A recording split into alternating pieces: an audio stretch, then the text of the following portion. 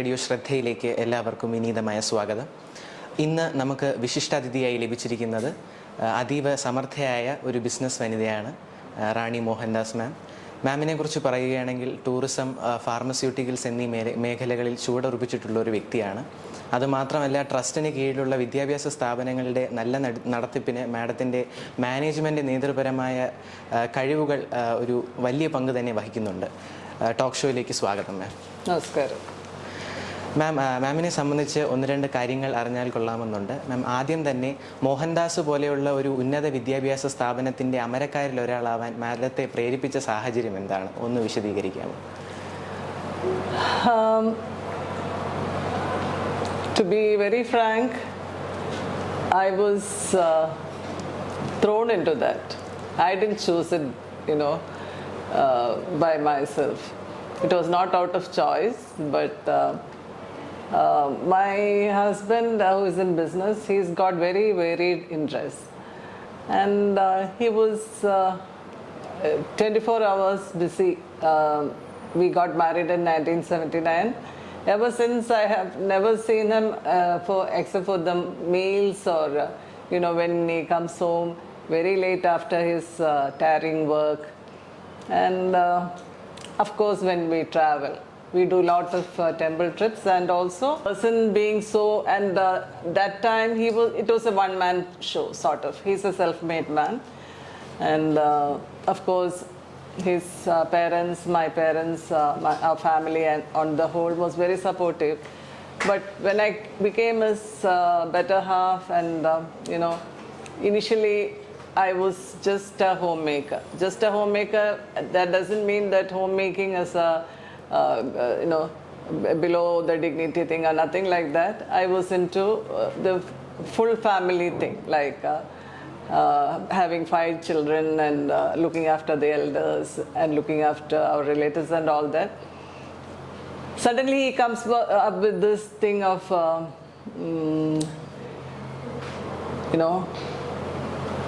starting in engineering college when the state started giving more colleges at that time. It was in 2021, if I remember, and I was shocked because with so much of work already on his hands, I was really shocked. But he didn't deter one bit. So I had no other go but to, go along with him and be supportive in many ways. Everyone will have childhood dreams and ambitions to do something in their life. So we would like to know, what was your ambition? Like, was it related to engineering or medicine? Like, what was your lifelong dream to be? Actually, I was a voracious reader ever since I was a child. But still I wanted to do something with medicine. I wanted to become a doctor.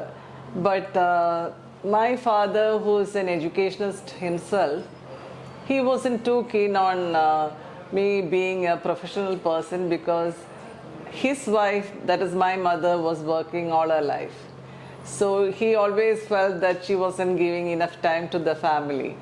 So he wasn't very because with my father and me, it is a very special relationship. Whatever, even though I was a very small child, he will always take my opinion about things. And but when he said no to medicine, എനിക്ക് പ്രത്യേകിച്ചും ഈ മരുന്നുകളോടും ട്രീറ്റ്മെൻറ്റ്സിനോടും, even though I don't have anything to do with that, I always had a special flair for even remembering the names and the chemical names and all that, ever since I was a small child. But somehow, and I love to take care of people.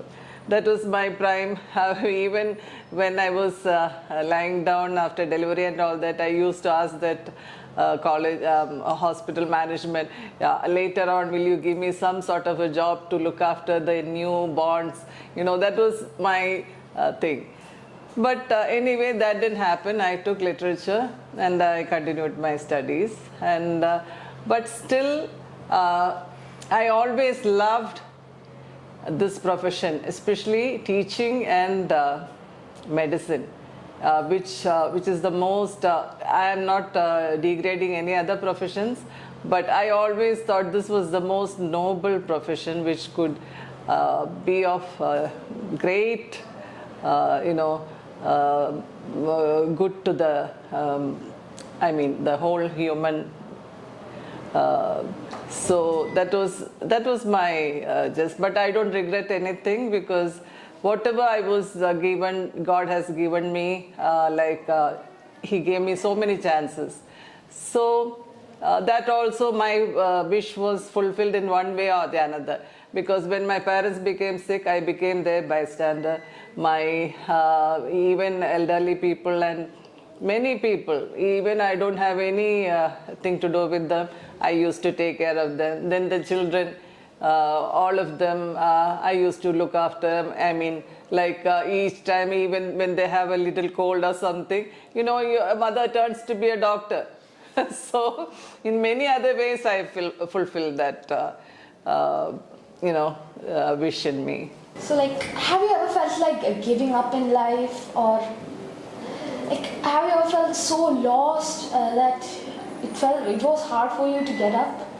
Yes, many a times. Especially I was very attached to my parents, and 96 I lost my mother, 94 I lost my mother-in-law, and we were all small families. I had just one brother and no other siblings.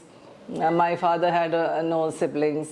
My mother had only one brother. So very very few people in the family. So when I lost my mother, and when I lost later on, I lost my mother-in-law, then my father, then eventually that time that was the greatest losses. And now I find most of our dear ones at some point or the other, people who are close to us, not relatives, but personal, very close to us. When we lose them, it was like we don't know what to do. Suddenly we are at a loss. See, we take so many things for granted, and then suddenly, but I thought even after my parents died, I wouldn't survive much. But for my husband and my children and the rest of even our employees, everybody, we have to leave. When my mother passed away, that was my greatest shock, because she was always with me even after our marriage and all that. And no, that was the only time. So otherwise, nothing deters me. Whatever, I'm not a very strong person, but when a crisis is there, God has given me that great inbuilt strength or something. I come out of it like a phoenix. മാം ഒരു മകളായും ഭാര്യയായും അമ്മയായും ഒരു ഓണ്ടർപ്രണറായും മാമിൻ്റെ കടമകൾ നിർവഹിക്കുന്നുണ്ട്. So മാമിൻ്റെ daily റുട്ടീനെ പറ്റി ഒന്ന് ഞങ്ങളുമായി share ചെയ്യാമോ? തീർച്ചയായിട്ടും. വളരെ സിമ്പിളാണ്. ഞാൻ വിച്ചവായ ടൈം നേരത്തെയൊക്കെ വളരെ നേരത്തെ ഞാൻ ഉണരുമായിരുന്നു. 4:35 I do finish all my daily കുളിയും ജപവും. അത് കഴിഞ്ഞിട്ട് മക്കളെ സ്കൂളിൽ പോകുന്ന ടൈമൊക്കെ ആയിരുന്നു. അപ്പോൾ അവരെ റെഡിയാക്കണം, അവരെ അയക്കണം. My husband is luckily very independent, so he doesn't trouble me much. But still our breakfast, everything, how it is running a home. അത് കഴിഞ്ഞിട്ട് then only after my mother passed away, I started going to our office in person. Otherwise, I always used to do the remote control. Once in a while, I go or give my opinions to my husband. That was it. After that, children also were growing and they were becoming more independent. They got into different professions. And I had a lot of time on my hands. പക്ഷെ രാവിലെ my day starts with my puja. Only after that I have my breakfast. Then see to so many people will be there for something or the other. They come to us. either for our things, or they need something like that. അങ്ങനെയൊക്കെ ഒരു പ്രത്യേക ഒരു ഇതാണ്. അത് കഴിഞ്ഞിട്ട് they all go to different workplaces and all that. Then I do a lot of Adyak initially only from home. I used to support many people, like even sort of a counseling. I'm not a professional counselor or anything. I'm a qualified, but from experience, I think we learn many things, and I believe in sharing it with other people and passing on to them.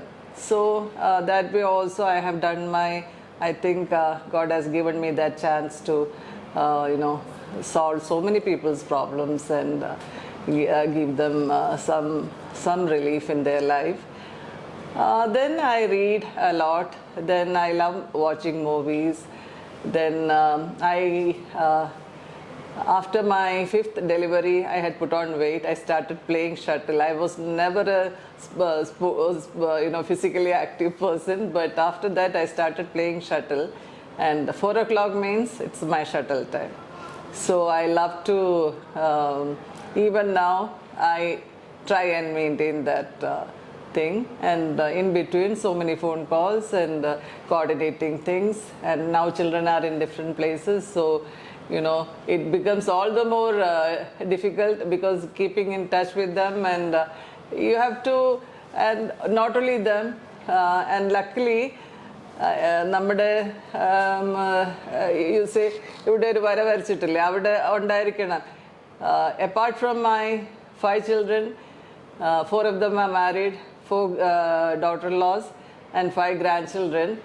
We have extended family of so many loving daughters and sons and grandchildren level. എല്ലാം ദൈവത്തിൻ്റെ അനുഗ്രഹം കൊണ്ട് ഇപ്പം ഉണ്ട്. അങ്ങനെ it is like, and our journeys through going to temples and all that. So അങ്ങനെ അങ്ങ്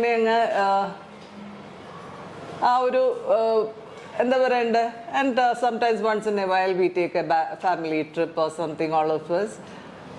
That is the routine.